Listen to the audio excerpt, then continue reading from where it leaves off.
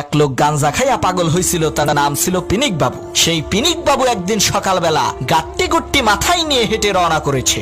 গ্রামের লোকেরা তাকে জিজ্ঞেস করলো, কিরে কই যাস? পিনিক বাবু বলল, আমি ঢাকা যাই। লোকেরা বলল, যাক আপদ একখান বিদায় হইল। পরের দিন সকালবেলা গ্রামের মানুষ ঘুম থেকে উঠে দেখে পিনিক বাবু বাড়িতে।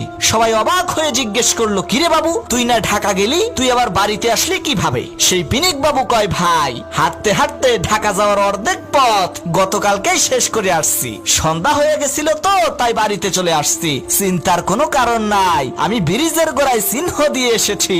আজকে আবার ওই ব্রিজের গোড়া থেকে হাঁটা শুরু করব, তারপর ঢাকা চলে যাব। শোনো মুসলমান, আমরা ওই পিনিক বাবুর মতোই ঈদের দিন সকালে নামাজ পড়ে দান খয়রাত করে আল্লাহ তাআলার কিছুটা নৈকট্য লাভ করি, তারপর নাচ গান অশ্লীলতার বেহায়াপনায় লিপ্ত হয়ে ঈদের দিন সন্ধ্যা করে আবার আমরা পথভ্রষ্ট হয়ে আগের জায়গায় ফিরে আসি।